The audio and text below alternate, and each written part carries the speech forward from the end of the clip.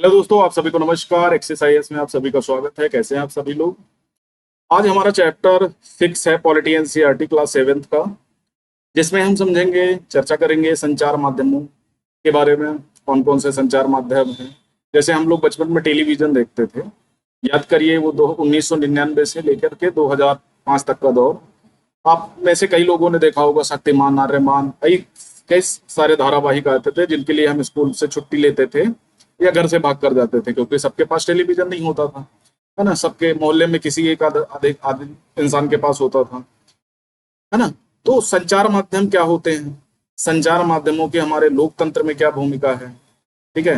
आपके जीवन में संचार माध्यमों का क्या योगदान है? इंटरनेट, ठीक है, क्या है? मीडिया, सभी को हम मीडिया के नाम से जानते हैं ना। इनकी क्या भूमिका है? वर्तमान में जो रील्स चल रही हैं, ठीक है, 30 सेकंड में जो, जिसको हम 30 सेकंड का मजा बोलते हैं ना, वो सारी चीजें चल रही हैं। तो वो सारी चीजें आपके जीवन पे कैसे इफेक्ट डालती हैं? लोकतंत्र पर उनका क्या प्रभाव पड़ता है? क्या संचार माध्यमों हैं, क्या उनको और बेहतर किया जा सकता है? उनके क्या इफेक्ट्स हैं? आपके जीवन पर क्या प्रभाव पड़ते हैं? आदि हम इन सारी चीजों पे चर्चा करेंगे। तो नमस्कार दोस्तों, मैं हूं संदीप कुमार। तो टेलीविजन पर आपका पसंदीदा प्रोग्राम कौन सा है? सभी का अपना अपना बचपन है। जैसे किसी को तो छुटकू बड़कू पसंद आएगा, किसी को शक्तिमान, किसी को आर्यमान, किसी को कोई मूवी। है ना? 15 अगस्त 26 जनवरी को 4 बजे मूवी आती थी, दोपहर के 2 बजे मूवी आती थी, संडे सैटरडे मूवी आती थी, रात को फ्राइडे सैटरडे रात के 9 साढ़े 9 बजे मूवी आती थी। है ना? तो सब हम कितने क्यूरियोसिटी से भरे होते थे। ठीक है, इतना समझते थे कि नहीं, हाँ यार, इसको देखना है, ये बहुत अच्छी मूवी है। वर्तमान दौर में उनका धीरे धीरे क्रेज खत्म हो गया, टीवी का खत्म हो गया, अब क्या आ गया? मोबाइल। ठीक है, समय के हिसाब से क्या हुआ? डिवाइसें बदल गए। तो कैसे इन चीजों को हम और बेहतर कर सकते हैं, इनका उपयोग अपने जीवन में और बेहतर करने के लिए क्या कर सकते हैं? है ना? वो सारी चीजों पर हम चर्चा करेंगे। जैसे टेलीविजन पर आपका सबसे पसंदीदा प्रोग्राम कौन सा है? रेडियो पर आपको क्या सुनना अच्छा लगता है? ठीक है, अब तो रेडियो का भी धीरे धीरे काम खत्म हो गया। नहीं, गाँव खेड़ों वगैरह में न्यूज है, ब्रॉडकास्ट है, किसानों के से रिलेटेड चैनल है। जो ब्रॉडकास्ट आता था सरकार की तरफ से, उसे हम सुनते थे। है ना? गाने, ठीक है, एफएम, ठीक है, रेडियो सिटी, है ना, ये सारी चीजें हम सुनते थे और मजा भी आता था। वर्तमान दौर में हम मोबाइल में कैद हो चुके हैं। ठीक है, आप कौन से अखबार या पत्रिकाएं पढ़ते हैं? क्या आप इंटरनेट पर सर्फिंग करते हैं? सर्फिंग करने का मतलब होता है इंटरनेट पर कोई चीज को खोजना। ठीक है, इंटरनेट पर क्या करना? किसी चीज को खोजना, सर्च करना, उसको सर्फिंग हम बोलते हैं। ठीक है, जो शब्द आपकी समझ में नहीं है उनको आप नोट कर सकते हैं। आपको उसमें उपयोगी क्या लगता है? क्या आप एक ऐसे शब्द को जानते हैं जो सामूहिक रूप से टीवी, रेडियो, अखबार, इंटरनेट, है ना, संचार अन्य साधनों के रूप में प्रयोग में लाया जाता है? उसको हम मीडिया के रूप में, प्रेस या मीडिया बोलते हैं। ठीक है, मीडिया संचार माध्यमों के बारे में विस्तार से पढ़ेंगे और जानेंगे। देखो, संचार माध्यम तो आपको समझ में आता होगा। जैसे वर्तमान का दौर चल रहा है रील्स वाला। ठीक है, ऑनलाइन सारी दुनिया हो गई है, चाहे फेसबुक हो,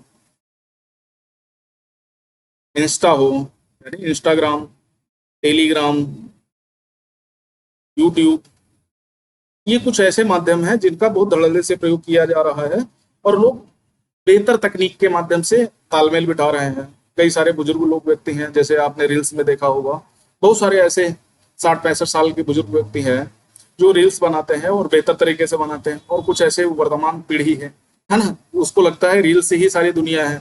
छोटे छोटे लोग पोतियां कहावतें शेयर करते हैं, डांस, ये सारी चीजें, उनको लगता है 30 सेकंड में ही सारी दुनिया हम जीत लेंगे। ठीक है, तो सबसे पहला चीज होता है कंटेंट। आप कौन सा कंटेंट डालते हैं, लोगों को कितना पसंद आता है। और लोगों को अगर पसंद आ गया, वर्तमान के दौर में देखा जाए तो लोगों को कुछ भी पसंद आ रहा है। हाँ? तो उसी तरीके से हम अपने चैप्टर को समझेंगे। स्थानीय मेलों में की दुकानों से लेकर टीवी कार्यक्रम तक जो आप देखते हैं, सबको संचार माध्यम यानी मीडिया कहा जाता है। अब हो गया डिजिटल, डिजिटल मीडिया। ठीक है, हर चीज में आप इंटरनेट का प्रयोग होने लगा है, हर क्षेत्र में टेक्नोलॉजी आ गई है ना? यह मीडिया अंग्रेजी के मीडियम शब्द का बहुवचन है। इसका तात्पर्य विभिन्न तरीकों से है, जिसके द्वारा हम समाज में विचारों का आदान प्रदान करते हैं। देखा होगा आप, आए दिन क्या है, फेसबुक पर कुछ लिखते हैं, पोस्ट करते हैं, उसी तरह आप क्या काम करते हैं, स्टेटस अपडेट करते हैं, इस तरह की चीजें करते हैं। मीडिया का अर्थ है माध्यम।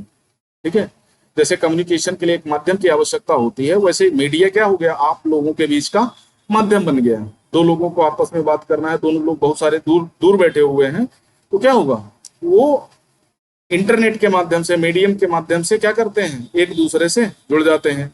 मीडिया का संचार संधान माध्यमों से, इसलिए हर चीज जैसे फोन पे बात करने से लेकर टीवी पर शाम को समाचार सुनने को मीडिया कहा जा सकता है। टीवी, रेडियो, अखबार संचार माध्यमों के रूप में है, जिनकी पहुंच लाखों लोगों तक है, देश के विदेश के समूह तक है, इसलिए जनसंचार माध्यम या मास मीडिया कहते हैं। ठीक है, जन संचार, लोगों का संचार या मास मीडिया कहते हैं। अब देखो तीन चार बातें आती हैं। पहले के जमाने में क्या होता था, ये सारी चीजें नहीं थी। ठीक है, हम जब 1947 से पहले अपना स्वतंत्रता संग्राम पढ़ते हैं तो सबको पता है कि न्यूज़पेपर छपते थे, कम न्यूज़पेपर छपते थे, है ना, और लोगों के बीच में सामूहिक रूप से पढ़े जाते थे, लोगों को बताया जाता था, जागरूक किया जाता था। पुराने समय में सबसे बड़ी यही चीज होती थी कि लोगों को जागरूक कैसे करना है, वरना लोग गलत गलत मतलब निकालने लगते हैं। वर्तमान दौर में भी ऐसा है, लोगों को चीजें कम पता होती हैं, लेकिन लोग क्या करते हैं, उसका अपने मन से जो मतलब आया निकाल लिया और उसका कंटेंट बनाना शुरू कर दिया। ठीक है, उनको लगता है एक दिन ग्रो हो जाएगा और हम लाखों करोड़ों में खेलेंगे, क्योंकि हमने क्या किया है, हमने सामने पैसा रख दिया, कंटेंट को तो हमने रखा ही नहीं। ठीक है, तो पुराने जमाने में क्या होता था, एक देश से दूसरे देश में न्यूज पहुंचने में टाइम लगता था। फिर धीरे धीरे टीवी आया, न्यूज़पेपर्स आए, न्यूज़पेपर का दौर तो पुराने समय से किताबें, न्यूज़पेपर्स, है ना, इन्हीं के माध्यम से संचार होता था। फिर धीरे धीरे टीवी आया, टेक्नोलॉजी ने और तरक्की की, इंटरनेट आया वो 1.0। ठीक है, धीरे धीरे और संचार के साधन आने लगे। जब संचार के और साधन आने लगे तो लोगों को लगने लगा कि नहीं, अब तो जीवन आसान हो गया। लेकिन संचार, इंटरनेट, है ना, अब वेब 4.0 में हम प्रवेश कर चुके हैं। ठीक है, जिसमें हम एडिटिंग, दुनियादारी, है ना, बहुत सारी चीजें कर सकते हैं। अब देख ही रहे हो कि कोई रील्स बनाई, चट से अपलोड कर दिया, ये भी नहीं देखा कि नहीं उससे किसको हार्म होगा, क्या नुकसान होगा, चाहे वो कास्ट को लेकर के, है ना, ये सारे इसके एक साइड इफेक्ट है। ठीक है, इंटरनेट के, मीडिया के या मीडियम के, जनसंचार माध्यमों के। अब देखो सिंपल सी बात है, पुराने समय में चलता क्या था, है ना, चीजें धीरे धीरे बेहतर होने लगी। ठीक है, विस्तृत उपयोग हाल में शुरू हुआ, इन्हें प्रचलन में आया अभी 20 वर्ष भी नहीं हुए। जनसंचार माध्यमों के लिए प्रयोग में आने वाली प्रौद्योगिकियां निरंतर बदलती रहती हैं। ठीक है, अखबार, टेलीविजन लाखों लोगों तक पहुंच सकते हैं, क्योंकि एक विशिष्ट प्रकार की तकनीक का उपयोग किया जाता है। अखबारों, पत्रिकाओं में छपे, टीवी, रेडियो, इलेक्ट्रॉनिक माध्यम के रूप में भी चर्चा करते हैं। आपके विचार में समाचार पत्रों को छपे हुए माध्यम क्यों कहा जाता है? आगे पढ़ने के लिए पर आपको पता चलेगा कि ये नाम संचार माध्यमों द्वारा प्रयोग में लाई जा रही तकनीक के संबंधित है। यानी जो भी, जैसे इंटरनेट का प्रयोग हुआ, तो इंटरनेट क्या है, एक संचार माध्यम है। ठीक है, इसी के माध्यम से हम अपनी बात को क्या कहते हैं, लोगों तक पहुंचाते हैं। आप अपने परिवार के बड़े लोगों से पूछिए, जब टीवी नहीं था तब वे रेडियो पर क्या सुनते थे। पूछिए कि आपके क्षेत्र में पहले पहले टीवी कब आया और केबल टीवी कब शुरू हुआ। देखो, अगर 1999 इसके पहले का दौर याद करो तो बहुत सारे कम घरों में टीवी होगा। तो लोग क्या करते थे, रेडियो भी महंगा आता था। ठीक है, तो उसका भी प्रयोग कम ही करते थे। आस पड़ोस में एक आधे लोगों के पास रेडियो होता था, सब लोग उन्हीं के यहाँ सुनते थे, तेज आवाज में बजाया जाता था, है ना, गाने हो, न्यूज हो, है ना। देखो संचार के लिए जो बुद्धिजीवी वर्ग था वो तो न्यूज सुनता था, सरकार क्या कर रही है, सरकार क्या कर रही है, किन क्षेत्रों में प्रगति हो रही है, कहाँ क्या हो रहा है, ये सारी चीजों के बारे में जानकारी करता था। युवा वर्ग जो था गाने वगैरह सुनता था, है ना। तो ये सारी चीजें होती थी। फिर धीरे टीवी आया, ब्लैक एंड व्हाइट टीवी का जमाना याद करो। ब्लैक एंड व्हाइट टीवी आया तो उसमें रामायण, जैसे रामायण वर्तमान में चल रहा है ना। पुराने जमाने में रामायण भीड़ लगती थी, एक गांव में एक टीवी हुआ तो पूरा गांव उनको बैठ के आराम से देखता था रामायण। तो इसी तरह धीरे धीरे संचार माध्यम बदले। फिर केबल टीवी, उसके बाद कलर, ये सारी चीजें आ गई। फिर आ गया आपके हाथ में मोबाइल। मोबाइल आ गया तो पूरी दुनिया आपकी मुट्ठी में आ गई, कहीं कुछ भी घट रहा है आपकी समझ में आ गया, आपने उसको देखा, समझा और धीरे धीरे उसको क्या किया, एनरिच किया, शेयर किया। ठीक है, ऐसी चीजों में सुनाइए, सूची बनाइए जो संचार के अन्य भागों से संबंधित है, जिनके बारे में आपने टेलीविजन में देख कर जाना है। ठीक है, बहुत सारी ऐसी चीजें सीखी होगी। पहले शक्तिमान सबको सही लगता था, लेकिन धीरे धीरे जब मीडिया का दौर आया तो हमें सही लगने लगा कि यार ये सब चीजें कम सही हैं, है ना। तो वो सारी चीजें कैसे बदली, है ना, उन्हीं तकनीकों के बारे में हम बदलेंगे। तकनीकों, मशीनों को बदलकर अत्याधुनिक बनाने, संचार माध्यमों को अधिक लोगों तक पहुंचाने में मदद मिलती है। देखो कोई भी टेक्नोलॉजी हो, अगर मैक्सिमम लोगों तक पहुंचाना है, तो उसके के लिए क्या करना होगा, तकनीक को और बेहतर करना होगा। ठीक है, जैसे पहले फेसबुक चलता था, ठीक है, कम लोग थे, इंटरनेट महंगा था, मोबाइल लोगों के पास कम थे, तो इतनी ज्यादा जनमानस में फैला नहीं था। लेकिन लॉकडाउन हुआ, एजुकेशन ऑनलाइन हो गई, ऑनलाइन क्या सारी दुनिया ही ऑनलाइन हो गई थी उस समय, तो लोगों के पास ज्यादा से ज्यादा क्या हो गए, फोन, लगभग 90% लोगों के पास फोन आ गया। अब जब इतने लोगों के पास फोन आ गया, तो देखो, जो प्रोडक्टिव मटेरियल होता है वो तो होता है कम, तो लोग देखेंगे क्या, टाइम पास भी करना है ना, लोगों को अपनी मिथ से बाहर निकलना है, तो उन्होंने क्या किया, एक छोटा तरीका रील्स का बना दिया। अब उनको लगता है रील्स में ही सारी दुनिया आ गई। ठीक है, तो ये सारी बदली। अब जैसे देखो 1940 दशक में इलेक्ट्रॉनिक टाइपराइटर के आ जाने से पत्रकारिता दुनिया में एक बड़ा बदलाव आया। अब सोचो, जब टाइपराइटर नहीं हुआ करते थे तो लोग कैसे, अनुभव करो कि अगर आपके पास टाइपराइटर नहीं तो कैसे आप अपनी बात को लोगों तक पहुंचाओगे। भाई सीधी सी बात है, आप बोल तो सकते हो, लोग सुन भी सकते हैं, लेकिन अगर आप लिख नहीं सकते तो उसको टाइप नहीं कर सकते, तो आपको लिखना पड़ेगा और लिखने में आपको टाइम लगेगा। ठीक है, बिना जीवन कलम का टेलीविजन के कारण हम अपने आप को विश्व समाज के एक सदस्य समझने लगे, यानी ग्लोबल क्या हो गया, गांव हो गया। पहले गांव की ही खबरें सभी लोगों तक पहुंचती थी, अब वर्तमान में दुनिया क्या हो गई, दुनिया गांव हो गई। चाहे रूसिया यूक्रेन वॉर हो, सबसे ज्यादा देखा जा रहा है वर्तमान दौर में। ठीक है, ज्योति मौर्य का मामला हो, पूरे भारतवर्ष में कहीं ना कहीं किसी ना किसी स्तर पे चल रहा है। सीमा हैदर जो पाकिस्तान से महिला है, उसका मामला कहीं ना कहीं पूरी दुनिया में चल रहा है। लोग अच्छी चीजों को कम प्रमोट करते हैं, बुरी चीजों को ज्यादा प्रमोट करने लगते हैं। ठीक है, उनको सही गलत से मतलब नहीं है, उनको बस प्रमोट, शेयर, लाइक, शेयर, है ना, यही दुनिया उन्होंने बना रखी है। अब सोचो 1940 के दशक में जब टाइपराइटर पहली बार आया, तो पत्रकारिता के लिए तो एक क्रांति हो गई। ठीक है, अभी जब जज फैसला सुनाता था तो लोग क्या करते थे, लिखते थे, या कोई सूचना आती थी तो क्या करता था, प्रिंटिंग के लिए जाता था। और लेकिन अगर कोई छूटी सूचना है, किसी को पत्र लिख के किसी भेजना है, तो हाथ से ही लिखा जाता था। टाइपराइटर के आ जाने से क्या होने लगा, टाइप होने लगा।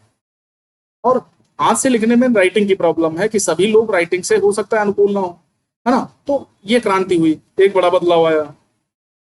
अत्यंत सुदूर क्षेत्रों में पहुंचाए जाते हैं, इसके कारण हम संचार के अन्य भागों के समाचार, मनोरंजन कार्यक्रम देख पाते हैं। पहले जैसे 10th का रिजल्ट है, मान लिया सुबह रिजल्ट घोषित हुआ, और रिजल्ट कहाँ कब पहुंचता था आपके पास, शाम तक, क्योंकि रिजल्ट की सारी कॉपी किसी न्यूज एजेंसी के पास जाएंगे, न्यूज एजेंसी उनको छापेगी, छापने के बाद फिर धीरे धीरे उनको कम्युनिकेट किया जाएगा और लोगों तक पहुंचाएगा, तो ये सारी चीजें होती थी। ठीक है, वर्तमान में आप जम्मू में बैठे हो, कन्याकुमारी में बैठे हो, कहीं भी बैठे हो, कहीं की भी खबर हो आपको बहुत आसानी से मिल जाती है। ठीक है, आप टीवी पर जो कार्टून देखते हैं, जैसे टॉम एंड जेरी देखते हैं, ठीक है, आपने मिस्टर बीन को देखा होगा, और भी ऐसे कई कार्टून है, जर्मनी के हैं, तो वो कार्टून देखते हैं तो वो जापान, संयुक्त राज्य अमेरिका के होते हैं, चेन्नई या जम्मू बैठे अगर अमेरिका में फ्लोरिडा समुद्री तूफान की छवियों को देख सकते हैं टेलीविजन ने दुनिया में। जैसे अभी क्या हुआ है, चंद्रयान, चंद्रयान 3, ठीक है, इसको भेजा गया चंद्रमा पर, अब सब लोगों ने देखा। लेकिन सोचो अगर संचार माध्यम नहीं होते, मोबाइल नहीं होते, तो क्या हम इतना समझ पाते, उसके विषय में हम जान पाते, कभी कभार हमारे कानों में खबर आती है ना। तो लोगों के पास कंटेंट कम था। ठीक है, कंटेंट कम था तो उनकी क्रिएटिविटी ज्यादा थी। वर्तमान में कंटेंट इतना ज्यादा हो गया, इतना ज्यादा हो गया कि उसमें सच क्या है, गलत क्या है, उसको छांटना क्या हो गया है, हमारे लिए थोड़ा दुष्कर हो गया है। अब संचार माध्यम और धन, जनसंचार में उपयोग विभिन्न तकनीकों अत्यंत खर्चीली हैं, जैसे इंटरनेट।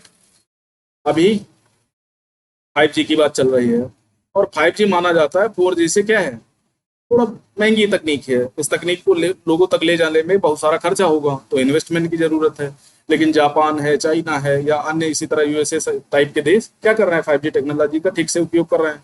ठीक है, तो तकनीकें क्या होती हैं, जो भी तकनीक आपके जीवन को बेहतर करने के लिए समाज में विशाल मात्रा में या बहुत बड़ी मात्रा में क्या कर रहे हैं, इफेक्ट डालने के लिए आएगी, तो तकनीक खर्च महंगी होगी। जरा टीवी स्टूडियो के बारे में सोचिए, जहां पर एक समाचार बोलने वाला बैठता है, लाइटें, कैमरे, ध्वनि रिकॉर्ड करने, यंत्र, संप्रेषण, लाइटें आदि हैं, इन सभी मूल्यों में बहुत अधिक है। जैसे मैं वीडियो रिकॉर्ड करता हूँ, ठीक है, या लाइव आता हूँ, तो उसके लिए मुझे कई सारे इक्विपमेंट की जरूरत होती है। एक कैमरा चाहिए, लैपटॉप चाहिए, एक राइटिंग पैड चाहिए, है ना, पेन चाहिए, इस तरह की कई सारी चीजों की विभिन्न प्रकार की लाइटें चाहिए। ठीक है, तो ये इस तरह से क्या होगा, आपके लिए टेक्नोलॉजी क्या होगी, खर्चीली होगी। सीधी सी बात है, टेक्नोलॉजी जब किसी टेक्नोलॉजी की खोज होती है तो वो अपने दौर में हमेशा महंगी होती है। ठीक है, वर्तमान दौर में आपको टीवी लेना है, आप 5 से 7 हजार के बीच में बढ़िया टीवी मिल सकता है आपको। लेकिन मोबाइल लेना है, अगर आपको अच्छा मोबाइल लेना है, ठीक है, तो क्या होगा, 15 हजार के ऊपर ही मिलेगा। तो क्या है, टेक्नोलॉजी खर्चीली है, तो उसके ऊपर से नेट रिचार्ज 200 रुपए से कम का रिचार्ज नहीं होगा, क्योंकि आपको इंटरनेट और डाटा भी 1 GB मिल रहा है। पहले 1 GB में आपको 30 दिन तक, पहले 1 GB जब आपको मिलता था, ठीक है, 1 GB मिलता था, तो आपको 30 दिन चलाना होता था और आप सीमित चीजें देखते थे। वर्तमान में 1 GB पर डे मिल रहा है। जब से रिलायंस जियो ने एक डिजिटल प्लान शुरू की, फ्री में बांटना शुरू किया, तो आपने डाटा इतना कंज्यूम करना शुरू कर दिया कि डाटा क्या हो गया, धीरे धीरे महंगा होने लगा। ओके, समाचार वाचक को ही वेतन नहीं दिया जाता। देखो, समाचार वाचक जो समाचार पढ़ता है, जो आपके सामने टीवी चैनल पर आते हैं ना, वो समाचार वाचक होते हैं। ठीक है, उनको रिटर्न में दे दिया जाता है, उनको पढ़ना होता है। वर्तमान में तो जो भी जिसके अंदर ये एबिलिटी है वो काम कर रहा है। पहले क्या होता था, कोई अच्छा दिखने वाला है, कोई अच्छा दिखता है, तो उसको समाचार वाचक के रूप में रख दिया जाता था, उसका काम होता था पढ़ना। वर्तमान में आप टीवी देखते हो, टीवी पे पैनलिस्ट बैठते हैं, आपस में लड़ाई झगड़ा करते हैं, मारपीट करते हैं, है ना, जूते मुक्के लात घूसे जो भी पाते हैं चल जाते हैं। ठीक है, पहले के जमाने में ऐसा नहीं होता था, पैनलिस्ट नहीं आते थे। पैनलिस्ट का मतलब वो सरकारी सेवक आते थे, जो अपने अपने क्षेत्र में महारत हासिल कर चुके हैं, सरकार की तरफ से वो अपनी बात रखते थे, है ना। वर्तमान दौर में पैनलिस्ट आते हैं, सबका अपना अपना पॉइंट ऑफ व्यू है, सब अपनी अपनी कहानी बताते हैं, सही बात कोई नहीं करता। बात समझ में आ गई ना। जो प्रशासन में सहायक होते हैं, बहुत सारे लोग होते हैं। मान लिया किसी यूनिट पे 10 लोग लगे हैं, तो 10 को भी वेतन भी है, सिर्फ समाचार वाचक को ही थोड़ी दिया जाएगा। कैमरा मैन होगा, लाइट मैन होगा, ठीक है, जो माइक वगैरह सेट करता हो वो होगा, ठीक है, जो जैसे पाउडर मेकअप करना वो भी होता होगा। तो इस तरह बहुत सारे लोग होते हैं जो कैमरे प्रकाश की व्यवस्था करते हैं, है ना। तो एक लोगों का काम नहीं होता, ग्रुप होता है। ठीक है, चाहे वो न्यूज चैनल का हो या किसी का हो। आपने देखा होगा, हमेशा अपने सामने वाले को बोलते हुए सुना है, लेकिन पीछे जो उसके काम करते हैं उनको नहीं सुना। एक समाचार पत्र लीजिए और उसमें दिए गए विज्ञापनों की संख्या गिनिए। कुछ लोग कहते हैं कि समाचार पत्रों में बहुत अधिक विज्ञापन होते हैं। तो विज्ञापन का आपके जीवन पे, संचार माध्यम तो आपकी समाज, ठीक है, समझ में आ गया होगा। विज्ञापन विज्ञापन क्या होते हैं, ठीक है, वो कैसे हम देखो, आप जब टीवी खोलते हो ना, कोई मान लिया सीरियल देखते हो, सीरियल देखते हुए आपको बीच में क्या आ जाता है, मान लिया फेयर एंड लवली का ऐड आ गया, गोरा कैसे होना है ना। हालांकि गोरा चाहे 500 साल लगाओ होगे नहीं, क्योंकि जो भगवान ने दिया है वही सब बेहतर है। ठीक है, फेयर एंड लवली का ऐड आ गया, टार्च का कोई ऐड आ गया, ठीक है, अन्य प्रकार, बहुत सारे प्रकार के ऐड आते हैं, कपड़े लत्ते, है ना। विज्ञापन ही विज्ञापन आते रहते हैं। तो वो विज्ञापन जो लोग देते हैं ना, वो टीवी चैनल्स को पैसा देते हैं अपने विज्ञापन को दिखाने के लिए। जैसे मैं यूट्यूब पे वीडियो बनाता हूँ, अब विज्ञापन आने लगे हैं, इसका मतलब विज्ञापन का जो भी पेमेंट होता है यूट्यूब हमको देता है अपना कमीशन काट करके। तो विज्ञापन का मतलब लोगों को जागरूक करना, अपने प्रोडक्ट के विषय में, अपने आप के विषय में, अपने आप के विषय में बताना। अब देखो, जैसे जनसंचार धन कमाने के तरीकों के बारे में सोचते रहते हैं, ठीक है। एक तरीका जिसके जनसंचार माध्यम धन अर्जित करते हैं, विभिन्न पहलू वस्तुओं का विज्ञापन, जैसे कारें, चॉकलेट, कपड़े, मोबाइल फोन आदि। आपने ध्यान दिया होगा कि अपने प्रिय टेलीविजन कार्यक्रम को देखते हुए आपको अनेक विज्ञापन देखने पड़ते हैं। टेलीविजन पर क्रिकेट का मैच देखते हुए भी ओवर के बाद वही विज्ञापन दिखाए जाते हैं। इस तरह बार बार आप उन्हीं छवियों को देखते हैं, जैसा आप आगे, ठीक है, अध्याय में पढ़ेंगे, जिसकी आवृत्ति इससे आशा से कि आप बाहर की विज्ञप्ति वस्तु खरीदे। देखो, आपके सामने मान लिया कार का 500 बार विज्ञापन आया, तो आप क्या होंगे, आप लाइटली नहीं लेंगे। एक दो बार चीजें घटी तो आप लाइटली लेंगे, लेकिन वही चीजें जब बार बार आपके सामने घट रही हैं तो आपको लगेगा कि यार क्या चीज है, आप उसके विषय में खोज करेंगे, सर्च करेंगे, देखेंगे, ठीक है, तो आप खरीदने का भी मन बनाएंगे। सिंपल सी बात है। तो आपके दिमाग में क्या किया जाता है, एक असेंबल की जाती है। एक समाचार चैनल में 10 सेकंड के लिए विज्ञापन का मूल्य देने, उसकी लोकप्रियता के आधार 500 से 8,000 रुपए तक के बीच में पड़ता है। जितना लोकप्रिय होगा उसी के हिसाब से पेमेंट दिया जाएगा। ठीक है, तो विज्ञापन जो है ना, चाहे वो किसी भी वस्तु का हो, वो क्या करता है, आपके दिमाग पे छाप छोड़ता है। कोई भी विज्ञापन, मान लिया सपोज करो आपको क्या लेना है, मान लिया आपको कार लेनी है, तो आप कहीं ना कहीं से देख के ही आए होंगे, सुन के ही आए होंगे, तो विज्ञापन देखेंगे, इस तरह से चीजों से आप क्या करते हैं, खरीदारी करते हैं। अब संचार माध्यम और लोकतंत्र, लोकतंत्र में देश और संचार के संसार के बारे में समाचार देने और होने वाले घटनाओं पर चर्चा के माध्यमों में संचार माध्यमों की भूमिका अत्यंत महत्वपूर्ण है। आप 1905 का आंदोलन देखें, ठीक है, संचार माध्यमों के माध्यम से क्या हुआ, लोगों तक विस्तृत जानकारी दी गई, जहां जहां तक पहुंचा संचार माध्यमों के लिए, ठीक है।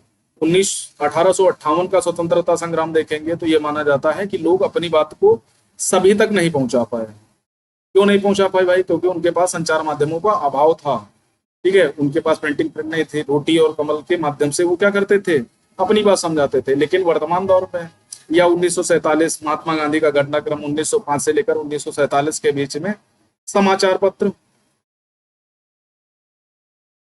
पत्रिकाएं, बुक्स, इन्होंने लोगों के जीवन में बड़ा इफेक्ट डाला। जब, ठीक है, यूरोप में अंधकार युग समाप्त हुआ और पुनर्जागरण के काल में आए, तो वहां भी पत्र पत्रिकाओं, समाचार पत्र, ठीक है, किताबें, साहित्य, इनके माध्यमों से क्या हुआ, धीरे धीरे लोग जागरूक हुए और अपनी चीजों को मांगना शुरू किया। वर्तमान दौर भी ऐसा ही है, जितना ज्यादा लोग जागरूक होंगे, चाहे वो संचार माध्यमों से हो या किसी अन्य माध्यमों से, तो वो क्या करेंगे, मांग करेंगे अपने अधिकारों की। ओके,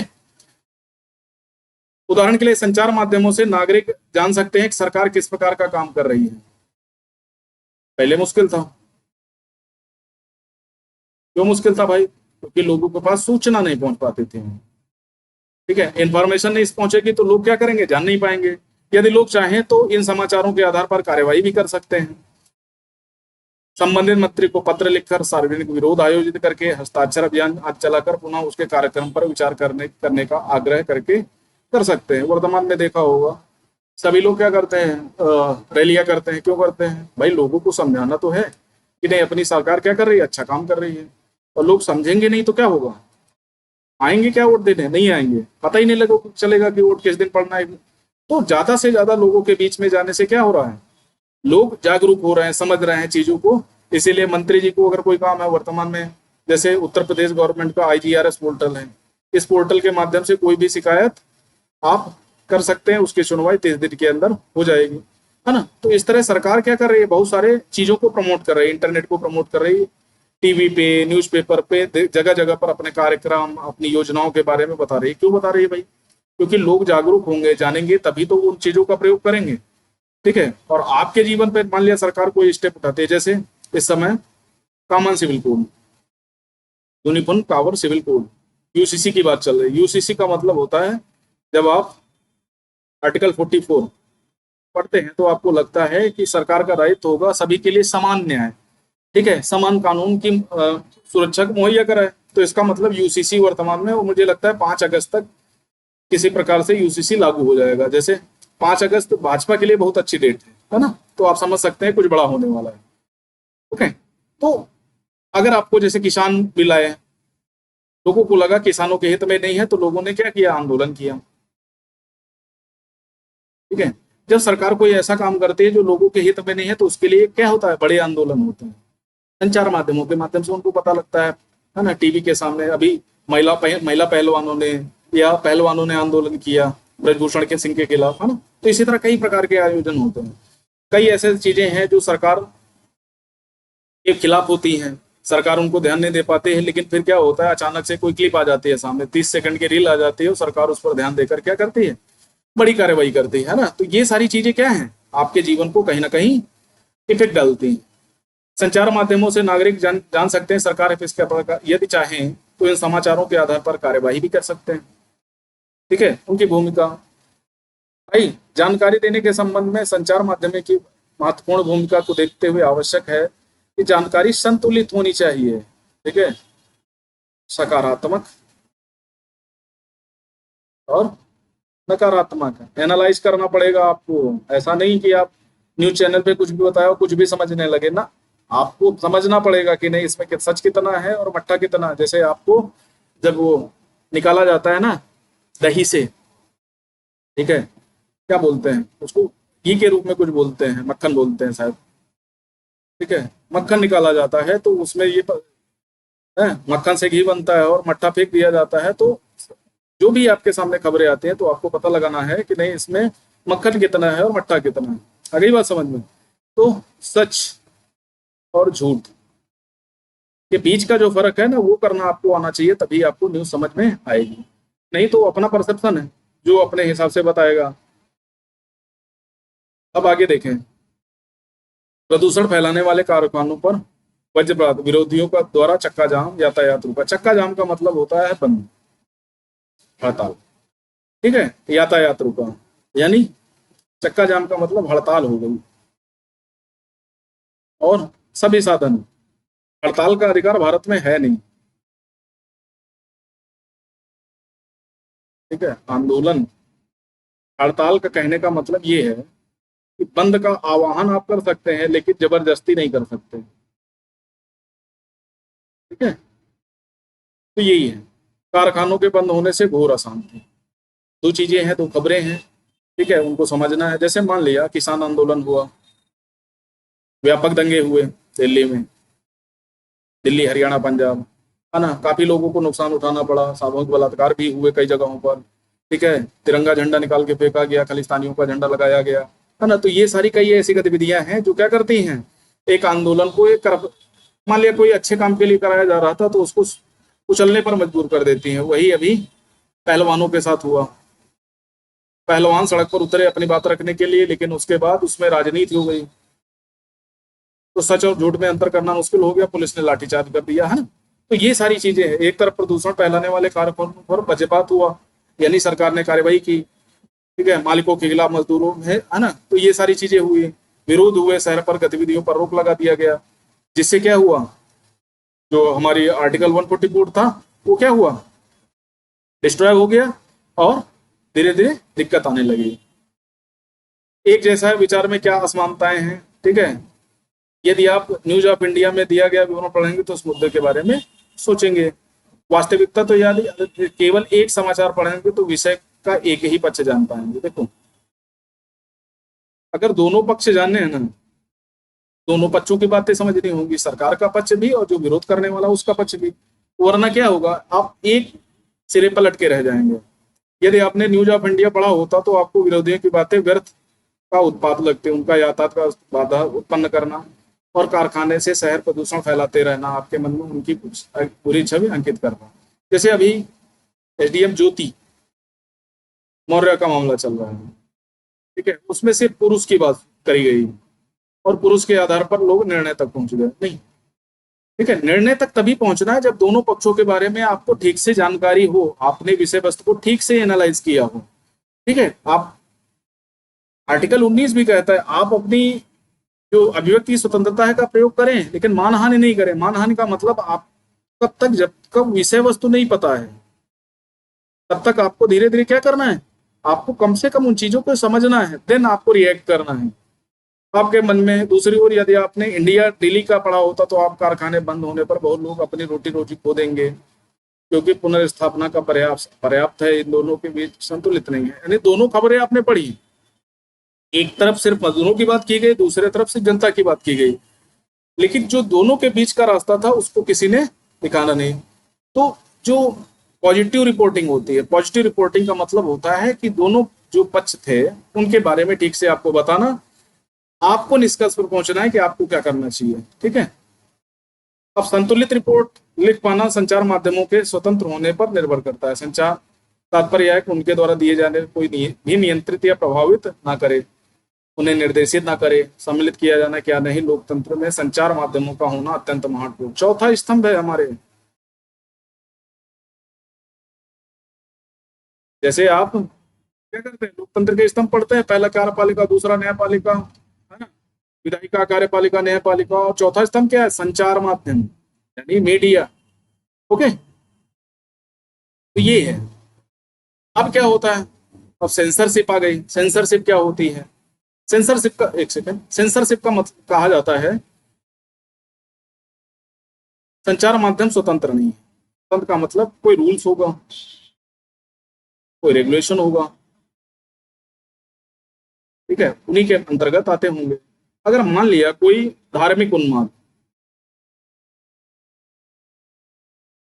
या कोई ऐसी जो किसी जाति के खिलाफ हो, धर्म, भाषा, लिंग, इनके खिलाफ हो, तो उस पर सेंसरशिप आरोपित की जाती है, यानी उस कंटेंट को हटा दिया जाता है। जैसे आप फिल्म देखते हैं और आए दिन फिल्मों में किसी न किसी प्रकार का विवाद होता है, कोर्ट तक जाती हैं, सेंसर होता है, तो सरकार का नियंत्रण होता है या किसी एजेंसी, आउटर एजेंसी का नियंत्रण होता है कि जो भी आप खबर डाल रहे हैं उसका सोर्स क्या है। अगर सोर्स तक आपकी पहुंच नहीं है और खबर आपकी विश्वसनीय नहीं है तो उसको हटाना पड़ता है। बहुत सारे ऐसे आप फेसबुक पर कंटेंट डालते हैं, है ना, अन्य माध्यमों पर डिजिटल माध्यमों का प्रयोग करके कंटेंट का प्रयोग करते हैं, लेकिन जब उसको लगता है कि नहीं ये फर्जी है, फेक है, तो क्या करता है, उसको सेंसरशिप कर दिया जाता है।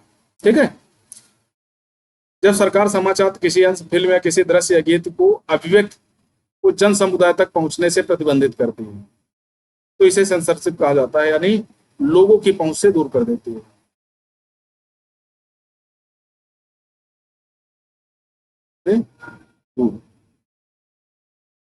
ठीक है। जो ब्रिटिश गवर्नमेंट थी ना, वो यही करती थी, सेंसरशिप करती थी। कई एक्ट आते थे, चाहे 1878 का एक्ट हो। ठीक है। इन एक्ट के माध्यम से क्या किया जाता था, बड़ा रेगुलेट कर दिया जाता था और जो खबर होती थी, ठीक है, उसको बंद ही कर दिया जाता था। ऐसे भी आए जब सरकार ने जनसंचार माध्यमों के ऊपर सेंसर लगाया, इस पे सबसे दूराधूर 1975 से 77, यानी आपातकाल। जब इंदिरा गांधी ने आपातकाल इंप्लीमेंट किया तो उनके जो भी बेटे थे, जो भी खबर आती थी ना, वो पहले सेंसर होती थी, यानी सरकार के पास जाती, सरकार छानबीन करती थी, देन उसके बाद खबर छपती थी। लेकिन न्यूज़पेपर वाले बड़े चालाक थे। वो क्या करते थे, उस जहां खबर वो छपनी है ना, उस कॉलम को, जैसे मान लिया किसी खबर को सेंसर कर दिया गया, ठीक है, सेंसर कर दिया गया, तो उस खबर का कॉलम का हिस्सा छोड़ देते थे, जिसमें लोगों को पता चले कि सरकार इन खबरों को क्या कर रही है, रोक रही है, जनता की पहुंच से बाहर कर रही है। ठीक है। टीवी हमारे साथ क्या करता है, टीवी के साथ क्या कर सकते हैं, देखो, जो भी खबरें हमारे पास आती है ना, वो हमारे माइंड को किसी ना किसी तरह से डाइवर्ट करती है। जैसे आपका पढ़ने में मन नहीं लगता, लेकिन ऐसे बहुत सारे विज्ञापन, टीवी, है ना, जहां पर भी आप देखिए पढ़ाई के बारे में चर्चा की जाए, पढ़ाई के लिए आपको, है ना, एक प्रकार से आपको आगे बढ़ाया जाए, नहीं पढ़ाई के ये फायदे, है ना, तो धीरे धीरे आपका मन क्या करने लगेगा, लगने लगेगा। ठीक है। जैसे कौन कौन बनेगा करोड़पति, वास्तविक जीवन दर्शाने वाले कार्यक्रम, बिग बॉस, समाचार, खेल आदि, इस ये क्या है, हमारे जीवन पर प्रभाव डालते हैं, एक माइंडसेट क्रिएट करते हैं। उन्हीं माइंडसेट के हिसाब से, जैसे आप हिंदू धर्म के हैं, ठीक है, हिंदू धर्म के हैं, कोई कट्टर वाला चैनल ज्वाइन करो जिसपे सिर्फ हिंदू धर्म की, ठीक है, उनपे क्या अत्याचार हो रहे हैं, यही सारी चीजों को लेकर समझने वाला, धीरे धीरे क्या करेंगे, आप कट्टरता की ओर बढ़ते जाएंगे। उसी तरह मुस्लिम है, अलग ही दुनिया में जी रहे हैं, ठीक है, 72 हो रहे चाहिए, 72 हो रहे चाहिए, है ना, तो ये सारी चीजें हैं। तो अब दोनों के बीच का रास्ता जो है ना, शांति, सहयोग, क्योंकि और भी समस्याएं हैं ना हिंदू मुस्लिम के अलावा। ठीक है। तो ऐसी कई सारी चीजें हैं जो हमारे माइंडसेट को बदलती हैं। आप शक्तिमान देखते थे, आपको लगता है वही सही है, आप आर्यमान देखते थे, आप जूनियर जी देखते थे, तो आपको लगता था वही सारी चीजें सही हैं। और जब वो सारी चीजें आपको सही लगती थी, तो आप उसी तरह रिएक्शन, बहुत सारे लड़के छत से ऊपर शक्तिमान बनने के चक्कर में निपट गए, है ना, तो ये सारी चीजें होती हैं। समाचार पर असफल रहते हैं, इसके कारण बहुत जटिल है। संचार माध्यमों के विषय में शोध करने वाले लोगों का कहना है, ऐसा इसलिए है क्योंकि संचार माध्यमों पर व्यापारिक प्रतिष्ठानों का नियंत्रण है, बिजनेस में। जैसे अभी एनडीटीवी, वो अडानी ग्रुप ने क्या लिख के लिया, उसके कुछ शेयर खरीद लिए। रवीश कुमार ने क्या किया, त्याग पत्र दे दिया। उनका मानना है कि अडानी ग्रुप के आ जाने से अब जो पत्रकारिता है वो स्वतंत्र नहीं रहेगी, इनके दबाव में काम करना होगा, ये जो खबरें कहेंगे वही दिखाने हैं। तो क्या है, ऐसी खबर को प्रमोट करना है जो पैसा जनरेट करते हैं, लोग ज्यादा से ज्यादा देखते हैं। जैसे रशिया यूक्रेन वॉर, इतना ज्यादा सर्च किया गया, इतना ज्यादा यूट्यूब हो या किसी चीज पे हो, वर्तमान में भारत में डीएम ज्योति मौर्य का मामला हो या ये सीमा हैदर का मामला हो, ये इतना ज्यादा प्रमोट किया गया कि हर जगह पर यही छाया हुआ है। हर जगह बहुत सारे ऐसे, जैसे उत्तराखंड, हिमाचल है, बिहार है, कुछ हिस्सों में बाढ़ आई है, भुखमरी है ना, लोग परेशान हैं, कई ऐसे चीजें हैं जो बंद हो गई हैं, लोगों के पास खाने को नहीं है, दवाएं नहीं है ना, तो उनको दिक्कतें हो रही हैं। सरकार उनकी मदद भी कर रही है, अन्य संगठन भी उनकी मदद कर रहे हैं, लेकिन न्यूज चैनल से ये कम दिखाते हैं। न्यूज चैनल कहाँ दिखा, दिल्ली में बाढ़ आ गई, ठीक है। तो कभी कभी ये लगता है कि मोदी मीडिया ये सारी चीजें चलती रहती हैं। तो उसका सबसे बड़ा कारण क्या है कि एक पक्ष की बात करना, आलोचना नहीं करना। और मीडिया का क्या रोल है, आलोचनात्मक होना चाहिए, ठीक है। आलोचनात्मक होगा तभी मीडिया अपना अच्छा काम कर पाएगी। विज्ञापनों की निर्भरता के कारण, अगर विज्ञापन नहीं मिलेंगे तो चैनल की कमाई नहीं होगी, चैनल की कमाई नहीं होगी तो आगे कैसे बढ़ेगा। तो ये सारे कारण है जिसके माध्यम से मीडिया पर, संतुलित मीडिया, ठीक है, होने का दबाव रहना चाहिए, वो नहीं रहता। अब डाउन टू अर्थ पत्रिका देख सकते हैं, है ना, एक द वायर पत्रिका देख सकते हैं, वो हमेशा यही लिखती है कि नहीं मुस्लिमों पर अत्याचार हो रहा है, मुस्लिमों पर वो किसी अन्य पक्ष की बातें नहीं करती। कई ऐसे सारे मीडिया चैनल्स हैं, कई ऐसे लोग भी हैं जो सिर्फ अपने पक्ष की बात करते हैं, दोनों पक्षों की बात ही नहीं करते।